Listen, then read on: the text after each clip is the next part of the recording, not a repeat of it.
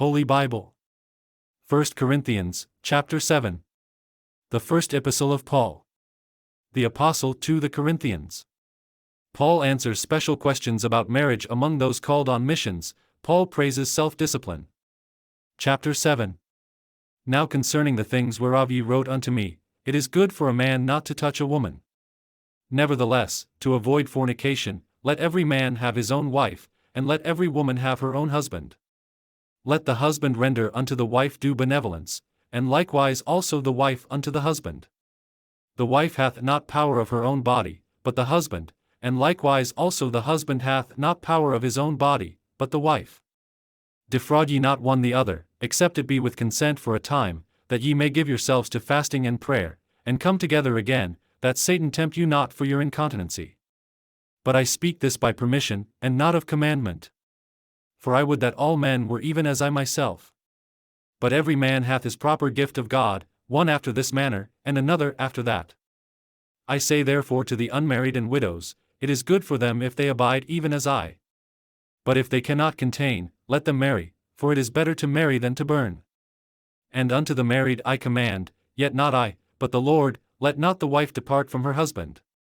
But and if she depart, let her remain unmarried, or be reconciled to her husband, and let not the husband put away his wife.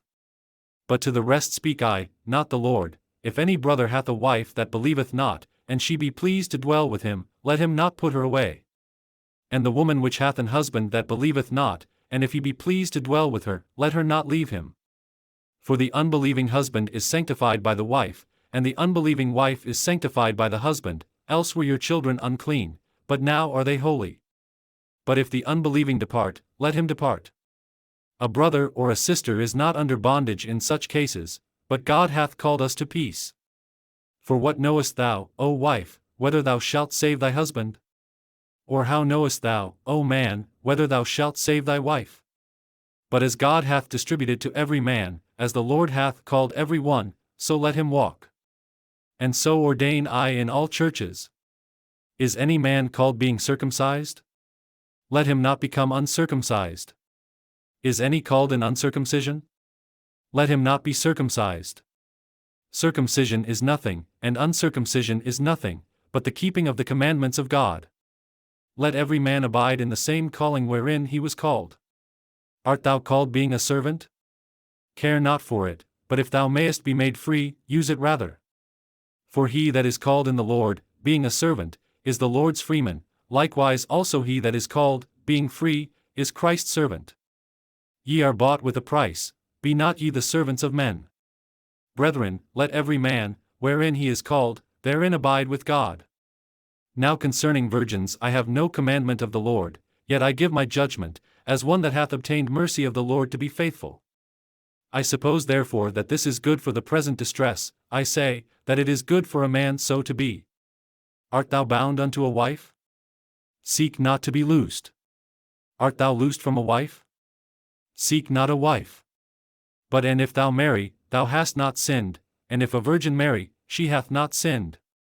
Nevertheless such shall have trouble in the flesh, but I spare you.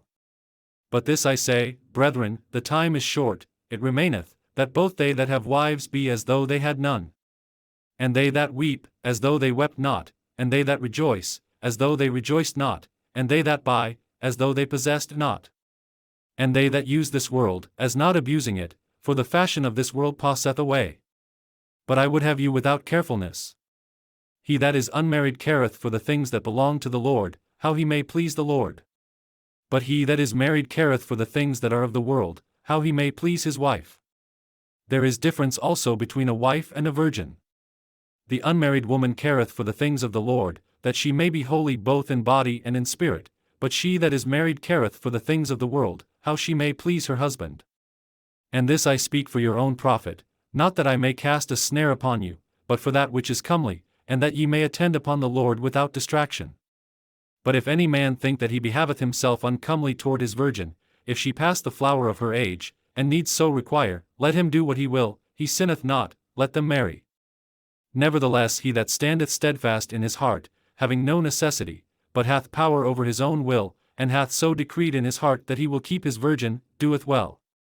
So then he that giveth her in marriage doeth well, but he that giveth her not in marriage doeth better. The wife is bound by the law as long as her husband liveth, but if her husband be dead, she is at liberty to be married to whom she will, only in the Lord. But she is happier if she so abide, after my judgment, and I think also that I have the Spirit of God.